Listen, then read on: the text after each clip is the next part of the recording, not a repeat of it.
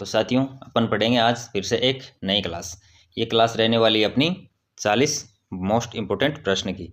तो साथियों जुड़ जाइए फटाफट से क्लास से और चैनल को सब्सक्राइब कर लो ताकि आने वाली हर क्लास आपको मिल सके। ओके साथियों, चलो आ जाते हैं अपनी क्लास के पहले क्वेश्चन की ओर। अपनी क्लास है उसका पहला क्वेश्चन है यहाँ पर कि राजस्थान के किस जिले में राज्य की दूसरी लेपर्ड सफारी शुरू की गई।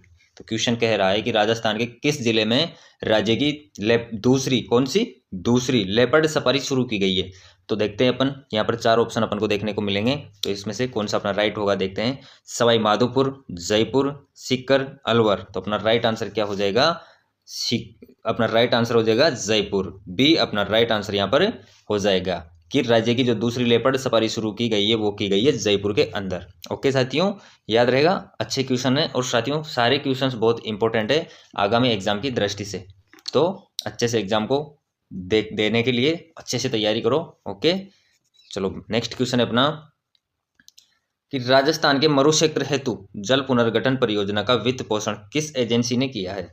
तो साथियों बताओ कि राजस्थान के मरुक्षेत्र हेतु जल पुनर्गठन परियोजना का वित्त पोषण किस एजेंसी ने किया है। तो कौन सी एजेंसी ने किया है देखते हैं। विश्व बैंक, अंतर्राष्ट्रीय मुद्रा कोष, न्यू डेवलपमेंट बैंक या फिर एशियन डेवलपमेंट बैंक। तो किसने किया है इस परियोजना का वित्त पोषण के लिए, कौन सी एजेंसी ने किया है। तो अपना राइट आंसर यहाँ पर हो जाएगा सी, न्यू डेवलपमेंट बैंक ने। ओके याद रहेगा साथियों। चलो बढ़ते हैं अगले क्वेश्चन की ओर। अगला क्वेश्चन है अपना कि नर्मदा के लिए कौन सा स्थान प्रसिद्ध है। किसके लिए, नर्मदा के लिए। तो कौन सा स्थान प्रसिद्ध है नर्मदा के लिए देखते हैं। टोंक, जयपुर, बीकानेर या फिर बाड़मेर। तो नर्मदा के लिए प्रसिद्ध स्थान है वह है टोंक। ए अपना राइट आंसर यहाँ पर हो जाएगा। साथियों तैयारी अच्छे से करना, अच्छे से आगे बढ़ना। सबसे पहले तो अपना लक्ष्य बनाओ कि इस मंजिल को मुझे पाना है तो क्यों पाना है और कैसे इस मंजिल तक पहुंचा जा सकता है, इस प्रकार की सारी जानकारी लो। उसके बाद आगे बढ़ो और आगे बढ़ने के बाद आधे रास्ते से कभी नहीं मुड़ना और अपने आप को धोखा दे सकते हो साथियों।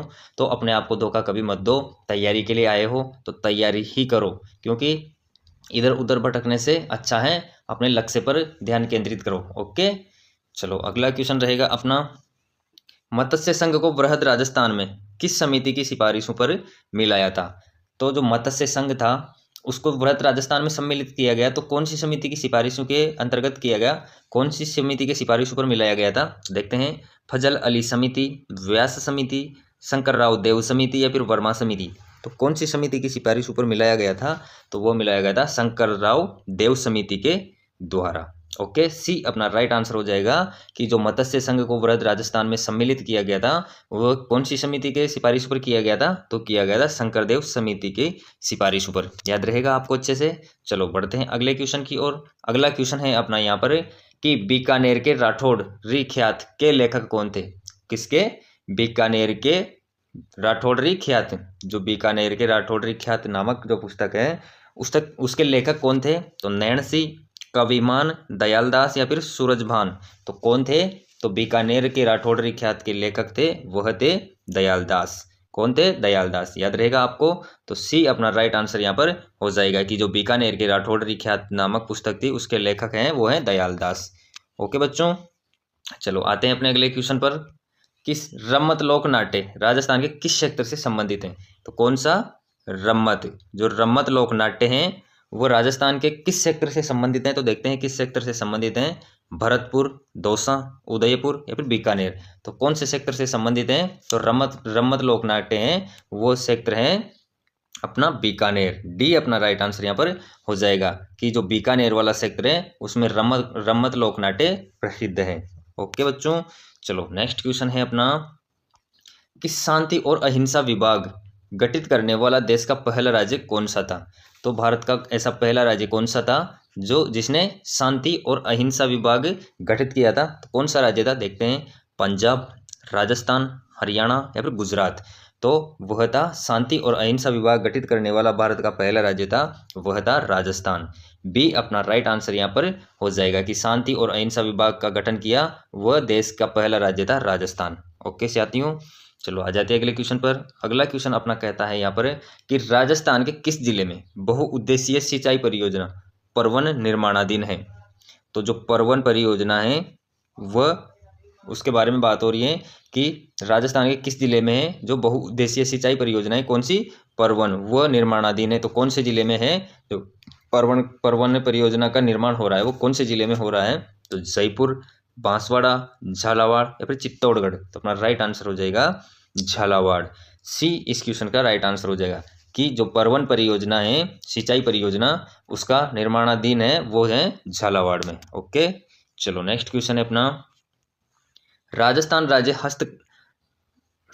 राज्य हस्तकरघा विकास निगम किस वर्ष में संविधित हुआ था? तो बताओ साथियों कि जो राजस्थान राज्य हस्तकरघा जो विकास निगम है वो किस वर्ष से संविधित हुआ था? तो अपना राइट आंसर क्या होगा देखते हैं, 1984, 1983, 1985 या फिर 1986। तो अपना राइट आंसर यहाँ पर हो जाएगा 1984। ओके, ये अपना राइट आंसर हो जाएगा। ओके साथियों, बढ़ते अगले क्वेश्चन की ओर। अगला क्वेश्चन है अपना यहाँ पर कि राजस्थान पेट्रो जोन कहाँ स्थित है? कौन सा? राजस्थान पेट्रो जोन कहाँ स्थित है? तो अलवर, जोधपुर, बाड़मेर या फिर जैसलमेर। तो अपना राइट आंसर हो जाएगा बाड़मेर। सी अपना राइट आंसर यहाँ पर हो जाएगा कि जो राजस्थान पेट्रो जोन है वह स्थित है बाड़मेर में। ओके साथियों चैनल को सब्सक्राइब कर लो ताकि आने वाली क्लास आपको मिल सके। और चतुर्थ श्रेणी वाले विद्यार्थियों को सब्जेक्ट वाइज क्लास अगर पढ़नी हो तो प्लेलिस्ट में जाकर पढ़ सकते हैं, आपको सब्जेक्ट वाइज वहाँ पर क्लास मिल जाएगी। साथियों अच्छे से तैयारी करने वाला स्टूडेंट ही आगे निकल पाता है, और इस बेरोजगारी वाले टाइम पे आपको मालूम ही है कि कितना कंपटीशन है। तो उस हिसाब से आपको कितनी मेहनत करनी है, उतने आपको मेहनत करनी होगी, तभी इस दुनिया की दौड़ से आगे निकल पाओगे। साथियों जिंदगी का ये महत्वपूर्ण टाइम है आपके लिए, बहुत अच्छा टाइम है। बहुत सुखों तो पढ़ने के लिए व्यवस्था ही नहीं मिल पाती है, तो आपको अगर मिल रही है तो उसका पूरा पूरा फायदा उठाओ साथियों, और उसका सब समय का सदुपयोग करो। दुनिया से कट जाओ, 6 महीने के लिए दुनिया को भूल जाओ, 6 महीने अपने आप को दे दिए तो पूरी लाइफ आपकी बन जाएगी। सबसे अलग हो जाओ, दुनिया सोचे कि यार ये बंदा गया तो कहाँ गया, इस प्रकार का माहौल बना दो। किसी से कोई मतलब नहीं, किसी से कोई लेना देना नहीं, बस अपना लक्ष्य ध्यान केंद्रित करते हुए अपने लक्ष्य पे जुट जाओ। ओके, चलो आ जाते अपनी क्लास पर। अपनी क्लास का नेक्स्ट क्वेश्चन है यहाँ पर कि राष्ट्रीय मरु उद्यान कहाँ स्थित है? तो बताओ साथियों जो राष्ट्रीय मरु उद्यान स्थित है वो कहाँ पर स्थित है? तो देखते हैं, बीकानेर, जैसलमेर, जैसलमेर बाड़मेर, बाड़मेर जालोर या फिर जैसलमेर जोधपुर। तो अपना राइट आंसर यहाँ पर हो जाएगा बी, जैसलमेर और बाड़मेर। जो जैसलमेर और बाड़मेर दोनों जिले हैं, इन पर राष्ट्रीय मरु उद्यान फैला हुआ है। ओके, याद रहेगा आपको। चलो अगला क्वेश्चन है अपना कि राज्य मानवाधिकार आयोग के अध्यक्ष एवं सदस्यों की नियुक्ति राज्यपाल एक समिति की अनुशंसा पर करता है, जिसका अध्यक्ष निम्नलिखित में से कौन होता है? तो क्वेश्चन कह रहा है कि जो राज्य मानवाधिकार आयोग के अध्यक्ष और सदस्य जो होते हैं उनकी नियुक्ति कौन करता है? राज्यपाल। कैसे करता है? एक समिति की अनुशंसा पर करता है, जिसका अध्यक्ष निम्नलिखित में से कौन होता है? तो उसका अध्यक्ष कौन होता है, जो समिति होती है उसका? तो गृह मंत्री, मुख्यमंत्री, विधानसभा के नेता प्रतिपक्ष या फिर विधानसभा अध्यक्ष। तो अपना राइट आंसर यहाँ पर क्या होगा? अपना राइट आंसर यहाँ पर हो जाएगा बी, मुख्यमंत्री। ओके, जैसे राज्य मानवाधिकार आयोग के जो अध्यक्ष और सदस्यों की नियुक्ति राज्यपाल समिति की अनुशंसा करता है, उसका अध्यक्ष होता है तो वह होता है मुख्यमंत्री। ओके, चलो नेक्स्ट क्वेश्चन है अपना, वो है यहाँ पर कि राजस्थान के किस जिले में जिप्सम का उत्पादन सर्वाधिक होता है? किसका? जिप्सम का। तो क्वेश्चन को पूछ रहा है कि राजस्थान का कौन सा ऐसा जिला है जहाँ पर जिप्सम का उत्पादन सर्वाधिक होता है? तो देखते हैं, अजमेर, बाड़मेर, बीकानेर या फिर कोटा। तो अपना राइट आंसर क्या हो जाएगा? सी, बीकानेर। जो बीकानेर जिला है वहाँ पर जिप्सम का उत्पादन सर्वाधिक होता है। ओके साथियों, चलो आ जाते हैं अपने अगले क्वेश्चन पर। अगला क्वेश्चन कह रहा है कि तेंदुआ पुनर्वास कार्यक्रम शुरू किया गया। तो तेंदुआ पुनर्वास कार्यक्रम शुरू किया गया, वो कहाँ पर किया गया? तो बताओ बच्चों कि जो तेंदुआ पुनर्वास कार्यक्रम शुरू किया गया वो कहाँ पर किया गया? तो अच्छा क्वेश्चन है, तो आंसर करो फटाफट से, कमेंट्स किया करो साथियों, आंसर को कमेंट्स किया करो ताकि आपको भी क्वेश्चंस में फोकस रहे। तो बताओ तेंदुआ पुनर्वास कार्यक्रम शुरू कहाँ किया गया? बीकानेर जंतुआलय से, जैसलमेर नागफनी बगीचे से, कोटा जंतुआलय से या फिर जयपुर जंतुआलय से। तो अपना राइट आंसर क्या हो जाएगा? डी, जयपुर जंतुआलय से। जो तेंदुआ पुनर्वास कार्यक्रम शुरू किया गया वो किया गया जयपुर जंतुआलय से। याद रहेगा साथियों क्वेश्चंस का आंसर किया करो, उससे होता यह है कि आपको खुद को अपना एनालिसिस करने का मौका मिलता है कि जैसे 40 प्रश्न की क्लास है तो उसमें से कितने प्रश्न मैंने किए हैं, कितनों का सही आंसर कर पाया हूँ मैं, और जिनका नहीं कर पाया इसका मतलब मुझे अभी कितनी और तैयारी की ज़रूरत है, कितना मैंने पढ़ा है, किस तरीके से मुझे आगे बढ़ना होगा, किस प्रकार से की स्ट्रेटेजी बनानी होगी, उसी प्रकार से आपको सपोर्ट मिलता है। ओके, बढ़ते हैं अगले क्वेश्चन की ओर। अगला क्वेश्चन है अपना, निम्न में से किस हड़प्पाकालीन स्थल से सूचना पट अभिलेख का साक्ष्य मिलता है? तो बताओ साथियों कि किस हड़प्पाकालीन स्थल से सूचना पट अभिलेख का साक्ष्य मिलता है? तो कौन से मिलता है देखते हैं। लोथल, मोहनजोदाड़ो, धोलावीरा और राखीगढ़ी। तो कहाँ से मिलता है? तो वह मिलता है धोलावीरा से। तो सी अपना राइट आंसर यहाँ पर हो जाएगा। नेक्स्ट क्वेश्चन है अपना, वह है कि प्रसिद्ध बम नृत्य राज्य के किस जिले से संबंधित हैं? तो प्रसिद्ध बम नृत्य हैं वो किस जिले से संबंधित है? बताओ साथियों कौन से जिले से संबंधित हैं? तो भरतपुर, बीकानेर, जालोर, जयपुर। तो अपना राइट आंसर क्या हो जाएगा कि जो प्रसिद्ध बम नृत्य हैं वह प्रसिद्ध है भरतपुर का। तो ए अपना राइट आंसर यहाँ पर हो जाएगा कि जो बम नृत्य किया जाता है वह भरतपुर में किया जाता है। ओके, अगला क्वेश्चन है अपना, इस सीताबाड़ी में किस जनजाति से संबंधित मेला लगता है? तो सीताबाड़ी में जो मेला लगता है वो किस जनजाति से संबंधित होता है? कि जो सीताबाड़ी मेला लगता है वहाँ पर एक विशेष जनजाति का ये होता है संबंध। तो वो कौन सी जनजाति है जिससे इस मेले का संबंध है? तो गरासिया, भीलमेणा, सहरिया या फिर कालबेलिया। तो अपना राइट आंसर हो जाएगा सी, सहरिया।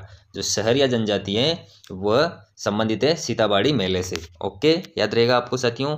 चलो बढ़ते हैं अगले क्वेश्चन की ओर। अगला क्वेश्चन है वो कह रहा है अपना यहाँ पर कि हरिहरवाटी बोली मुख्य रूप से राजस्थान के किस जिले में बोली जाती है? कौन सी?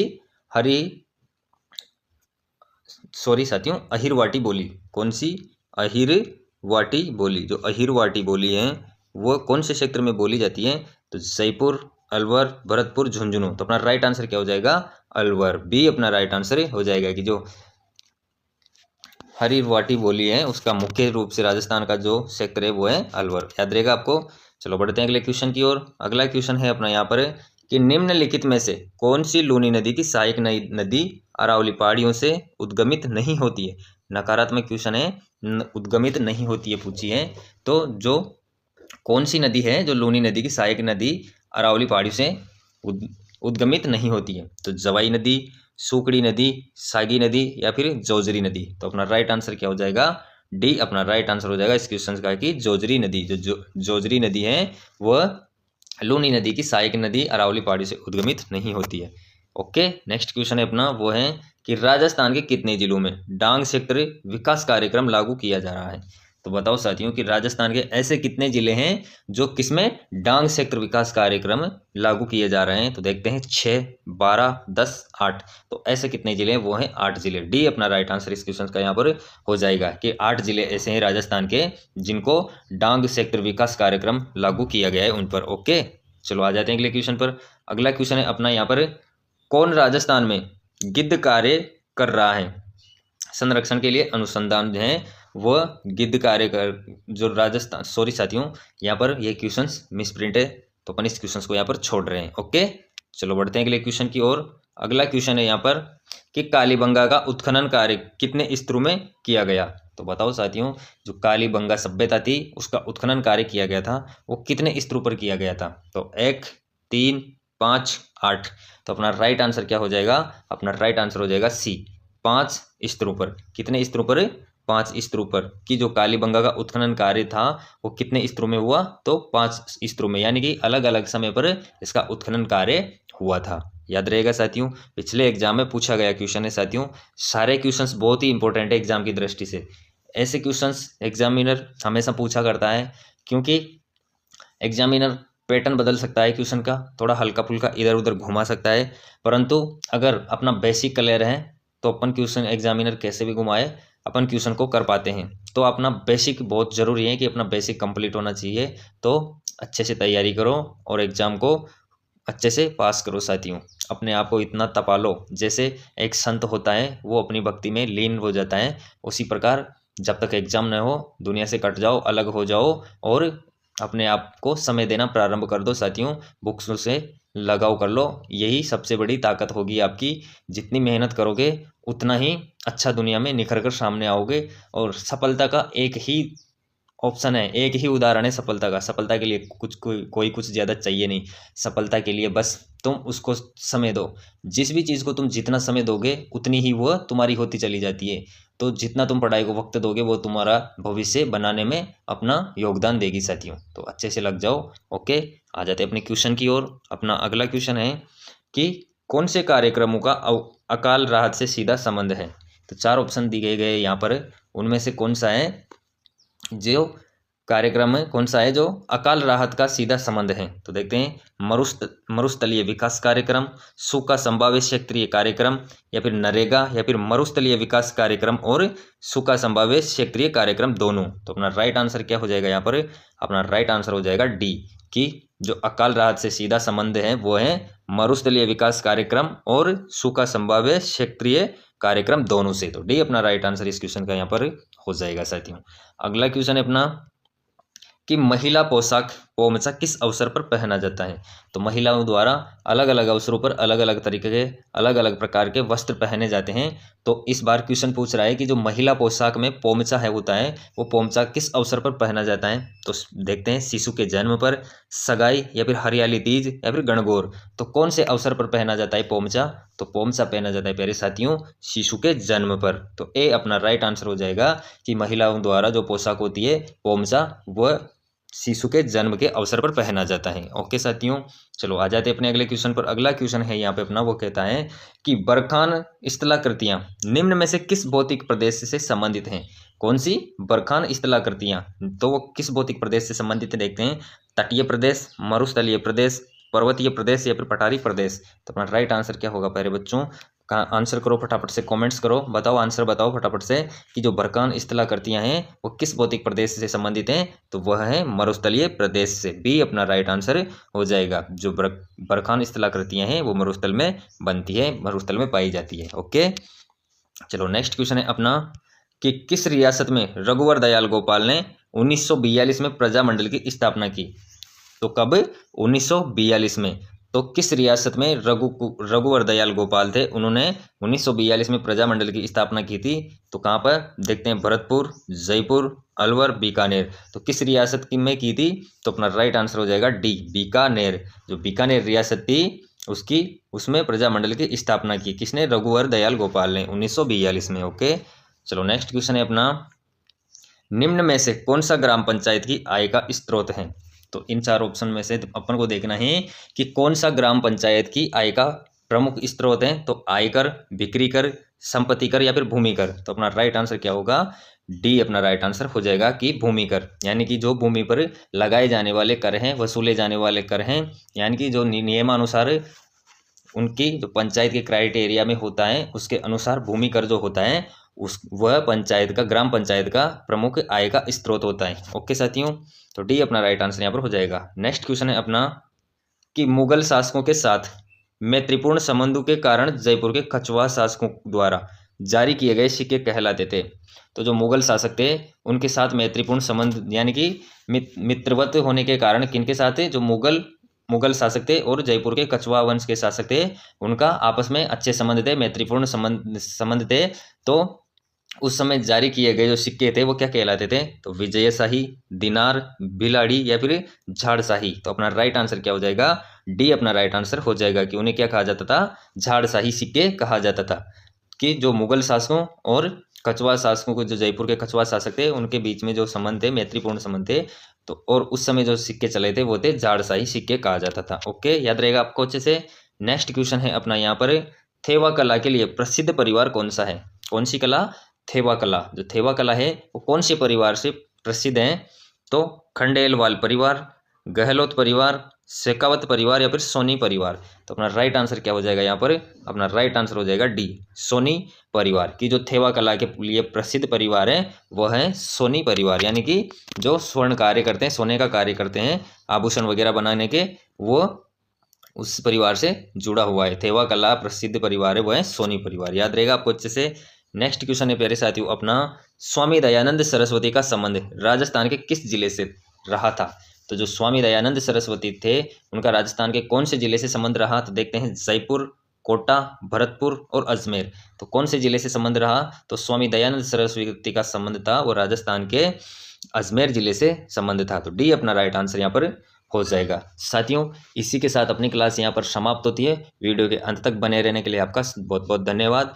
और साथियों, जितने भी विद्यार्थी नए जुड़े हैं वो चैनल को सब्सक्राइब करके बेल आइकन को दबा लो, ताकि आने वाली हर क्लास का नोटिफिकेशन आपको मिल सके। इस चैनल के माध्यम से आपको समय समय पर अलग अलग क्लासें देखने को मिलेगी, जैसे रीट हो गई, BSTC हो गई, चतुर्थ श्रेणी हो गई, कांस्टेबल हो गया, पटवारी हो गया। सभी एग्जाम की तैयारी आपको इस चैनल के माध्यम से करवाई जाएगी। तो चैनल को सब्सक्राइब कर लो। ओके, धन्यवाद।